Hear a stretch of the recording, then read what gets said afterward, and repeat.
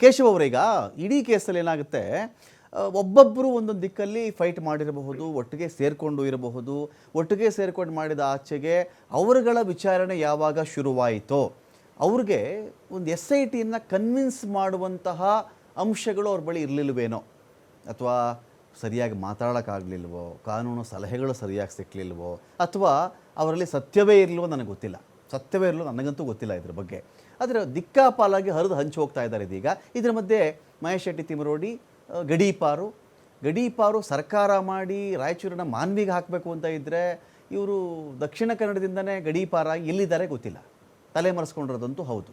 ನಮ್ಮ ಪಾಯಿಂಟ್ ಏನು ಅಂತ ಹೇಳಿದ್ರೆ, ನಿಮ್ಮ ವಿರೋಧಿಗಳೇ ಇರಲಿ, ಅಲ್ಲೇನೋ ಸತ್ಯ ಹುಡುಕಬೇಕು ಅಂತಲೇ ಅವರಿರಲಿ, ಅವರು ಅದಕ್ಕೆ ತುಡಿತ ಇಟ್ಕೊಂಡು ಹೋರಾಟ ಮಾಡಿದವರೇ ಆಗಲಿ, ಈ ಥರ ಚಿಂದಿಯಾಗಿ ಎಲ್ಲೆಲ್ಲೋ ಹರಿದು ಹಂಚೋಗೋ ಬದಲಿಗೆ ನಾನು ನಂಬ್ಕೊಂಡು ಸತ್ಯ ಇದು, ಇಂಥ ಒಂದು ಸ್ಟ್ರಾಂಗ್ ಸಾಕ್ಷಿ ನನ್ನ ಬಳಿ ಇದೆ, ಅದು ಹೋರಾಟ ಕಂಟಿನ್ಯೂ ಮಾಡಬೇಕಾಗಿತ್ತಲ್ಲ. ಈಗ ಪ್ರತಿ ದಿನಕ್ಕೆ ಒಂದು ವಿಡಿಯೋ ತುಣುಕುಗಳು ಬರ್ತಾ ಹೋದಾಗ ಇದನ್ನು ಜಾರಿಯಲ್ಲಿಡೋದಾ? ಇಡೀ ವಿಷಯವನ್ನು ಒಂದು ಜೀವಂತವಾಗಿಡ್ತಕ್ಕಂಥ ಪ್ರಯತ್ನವನ್ನು ಈ ಸರಣಿ, ಈ ಧಾರಾವಾಹಿಯ ಮೂಲಕವಾಗಿ ಜೀವಂತವಾಗಿ ಇಡ್ತಾ ಇದ್ದಾರಾ ಅಂತ. ಸರ್, ತಮಗೆ ನೆನಪಿರ್ಬೋದು, ನಾವು ಏನು ಈ ಲೈವ್ಗೆ ಬರ್ತಾ ಇದ್ವ ಆಗ ಒಂದು ಮಾತನ್ನು ವಸಂತ್ ಗಿಳಿಯಾರ್ ಅವರು ಹೇಳಿದ್ರು. ಇವರಿಗೆ ಅಮೆರಿಕದಿಂದ ಬಂದರೂ ಕೂಡ ಸಮಾಧಾನ ಇಲ್ಲ, ಇವರು ಇದನ್ನು ಜೀವಂತವಾಗಿ ಇರಿಸ್ತಾ ಹೋಗ್ತಾರೆ, ಇವರಿಗೆ ಆ ಹುಡುಗಿಗೆ ನ್ಯಾಯ ಸಿಗುವಂಥದ್ದು ಬೇಕಿಲ್ಲ, ಇವರು ಒಟ್ಟಾಗಿ ಧರ್ಮಸ್ಥಳ ವಿರುದ್ಧ ಒಂದು ಷಡ್ಯಂತ್ರ ಮಾಡುವಂತಹ ಒಂದು ತಂಡ ಇದು. ಆ ಗ್ಯಾಂಗಿಗೆ ಯಾವುದು ನಾಳೆ ದೇವರು ಬಂದು ಹೇಳಿದ್ರು ಕೂಡ ಇವ್ರು ಒಪ್ಪುವಂತವ್ರು ಅಲ್ಲ. ಇವರದ್ದು ಮೊಂಡುವಾದ ಏನು ಅಂತ ಹೇಳಿದ್ರೆ, ನಾವು ಮಾಡಿದ್ದೇ ಸರಿ, ನಮ್ಮದೇ ಸಂವಿಧಾನ, ನಮಗೆ ಈ ದೇಶದಲ್ಲಿ ನನ್ನನ್ನು ಬಂಧಿಸುವ ಜೈಲುಗಳೇ ಇಲ್ಲ ಅಂತ ಹೇಳಿದ್ರು. ನಾನು ಸತ್ಯವನ್ನೇ ಮಾತಾಡ್ತಿದ್ದೇನೆ, ನಾವು ಆಂಟಿಸಿಪೇಟರಿ ತೆಗೆಯುವುದಿಲ್ಲ ಅಂತ ಹೇಳಿದ್ರು. ಅವರ ನಾಯಕರು ಹೇಳ್ತಾ ಇದ್ದಾರೆ, ನಾವು ಯಾವತ್ತು ಒಟ್ಟಾಗಿದ್ದೇವೆ, ನಾವು ಎಲ್ಲ ಹೇಳುದು ಸತ್ಯ ಅಂತ ಹೇಳಿದ್ರು. ಒಂದು ಕಡೆ ಹೇಳ್ತಾರೆ ನಮಗೆ ಆ ವ್ಯಕ್ತಿಯ ಪರಿಚಯವಿಲ್ಲ ಅಂತ ಹೇಳ್ತಾರೆ. ನೋಡಿ, ಆ ವಿಡಿಯೋಗಳು ಬರ್ತಾ ಇದ್ದೇವಲ್ಲ, ಅದನ್ನು ಅವರೇ ಹೇಳ್ತಿದ್ದಾರೆ. ಇದು ಅವರ ಏನು ಗ್ಯಾಂಗಿನವರು ಹೇಳ್ತಿದ್ದಾರೆ, 2023ರಲ್ಲಿ ಮಾಡಿದಂತು ಅಂತ ಹೇಳಿ.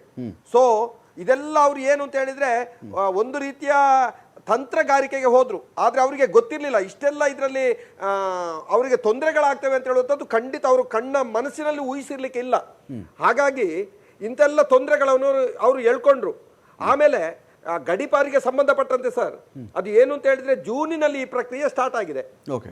36 ಜನರಿಗೆ ದಕ್ಷಿಣ ಕನ್ನಡದಲ್ಲಿ ಒಂದು ನೋಟಿಸ್ ಅನ್ನು ಕೊಟ್ಟಿದ್ದಾರೆ. ಅವರಿಗೆ ಜೂನ್ನಲ್ಲಿ ಪ್ರಕ್ರಿಯೆ ಸ್ಟಾರ್ಟ್ ಆಗಿದೆ. ಆದ್ರೆ ಏನಾಯ್ತು, ಈಗ ಆ ಜೂನ್ನಲ್ಲಿ ಪ್ರಕ್ರಿಯೆ ಸ್ಟಾರ್ಟ್ ಆದಾಗ ಇವರು ಅದಕ್ಕೆ ಹೈಕೋರ್ಟಿಗೆ ಹೋದ್ರು. ಹೈಕೋರ್ಟ್ನಲ್ಲಿ ಬಹುಶಃ ಅದು ಡಿಸ್ಮಿಸ್ ಆಯಿತು. ಆಮೇಲೆ ಮತ್ತೆ ಪುನಃ ಇವರು ಇಲ್ಲಿಗೆ ಬಂದರು. ಇಲ್ಲಿಗೆ ಬಂದಾಗ ಆ ಪ್ರಕ್ರಿಯೆಯನ್ನು ಮುಂದುವರಿಸಿದ್ರು. ಈಗ ಅದರೊಟ್ಟಿಗೆ ಒಂದು 4-5 ಕೇಸುಗಳು ಜಾಸ್ತಿ ಆದವು. ಅನಿವಾರ್ಯವಾಗಿ ಅವರು ಆರ್ಡರ್ ಮಾಡಬೇಕಾಯ್ತಾ ಏನು ಅಂತೇಳಿ ಗೊತ್ತಿಲ್ಲ AC ಅವರು. ಆದ್ರೆ ಅವರನ್ನು ಇದರಲ್ಲಿ ರಕ್ಷಣೆ ಮಾಡುವಂತದ್ದು ಏನು ಬರುದಿಲ್ಲ ಅಂತೇಳಿ ನನ್ನ ವೈಯಕ್ತಿಕ ಅನಿಸಿಕೆ. ಖಂಡಿತವಾಗಿ ಅಂತದ್ದಿದ್ರೆ ಆ ಆರ್ಡರ್ ಅನ್ನು ಕ್ಯಾನ್ಸಲ್ ಮಾಡಿ ಹೈಕೋರ್ಟ್ ನಲ್ಲಿ ನಮಗೆ ಗೊತ್ತಿರುವಷ್ಟು ನಾನು ಹೇಳ್ತಾ ಇದ್ದೀನಿ.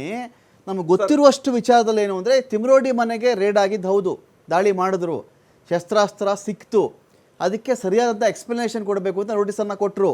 ತಿಮರೋಡಿಯಿಂದ ಎಕ್ಸ್ಪ್ಲನೇಷನ್ ಬಂದಿಲ್ಲ. ಇದು ಒಂದು. ಉಳಿದಂತೆ ಕೂಡ 31 ಕೇಸ್ ಇದೆ. ಆ ಒಂದು ಕೇಸಲ್ಲಿ ಇನ್ನೂ ಒಂದು 31 ಕೇಸ್ ಇದೆ. ಅದೆಲ್ಲ ಹಳೇವು ಅಂತ ಹೇಳಿ ಗಡೀಪಾರ್ಗೆ ಆದೇಶ ಮಾಡಿದ್ರು.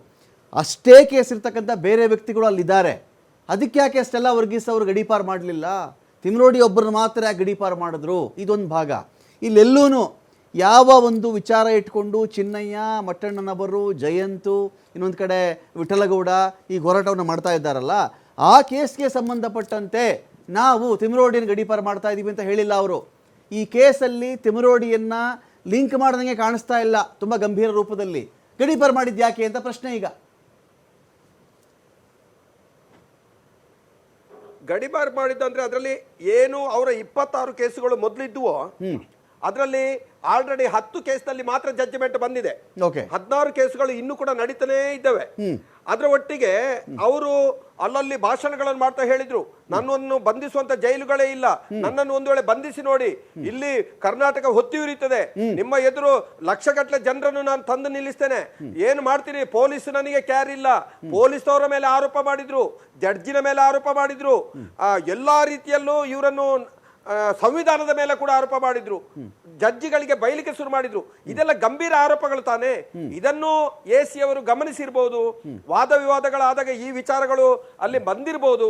ಹಾಗಾಗಿ ಅವರನ್ನು ಅದನ್ನು ಸೀರಿಯಸ್ ಆಗಿ, ಈ ವ್ಯಕ್ತಿ ರೌಡಿ ನೇಚರ್ ಅಂತ ಹೇಳೋದಕ್ಕೆ ಬೇರೆ ಏನು ಸಾಕ್ಷಿಗಳು ಬೇಡ ಸರ್, ಅವರ ಹೇಳಿಕೆಗಳೇ ಸಾಕು. ಅವರು ಸಾರ್ವಜನಿಕರಾಗಿ ಮಾತಾಡುವಂತ ರೀತಿಯನ್ನು ಸ್ವಲ್ಪ ಗಮನಿಸಿ. ಮೊನ್ನೆ ಅರೆಸ್ಟ್ ಮಾಡ್ತಾ ಹೋಗುವಾಗ ಅವರು ಏನು ಹೇಳಿದ್ರು, ನಿಮಗೆ ಇದು ಪೊಲೀಸ್ ಅವರಿಗೆ ಒಳ್ಳೇದಕ್ಕಲ್ಲ ನೋಡಿ, ನಿಮಗೆ ಇದರ ಪರಿಣಾಮವನ್ನು ನೀವು ಎದುರಿಸಬೇಕಾಗ್ತದೆ ಅಂತ ಹೇಳಿದ್ರು. ಹಾಗಾಗಿ ಅಂದ್ರೆ ಸರ್ಕಾರಕ್ಕೆ ಥ್ರೆಟ್ ಕೊಡುದು, ಪೊಲೀಸ್ನವರಿಗೆ ಥ್ರೆಟ್ ಕೊಡುದು, ನ್ಯಾಯಾಲಯಕ್ಕೆ ಥ್ರೆಟ್ ಕೊಡೋ ವ್ಯಕ್ತಿಯನ್ನು ಏನು ಮಾಡಬೇಕಿತ್ತು? ಅವರು ಸ್ವಲ್ಪ ಸಮಯ ಆದ್ರೂ ಹೊರಗಡೆ ಇರಲಿ ಅಂತ ಹೇಳುವಂತ ದೃಷ್ಟಿಯಲ್ಲಿ ಈ ಒಂದು ಸ್ಟೆಪ್ ಅನ್ನು ತಗೊಂಡಿದ್ದಾರೆ ಅಂತ ನನಗೆ ಅನಿಸ್ತಾ ಇದೆ ಸರ್.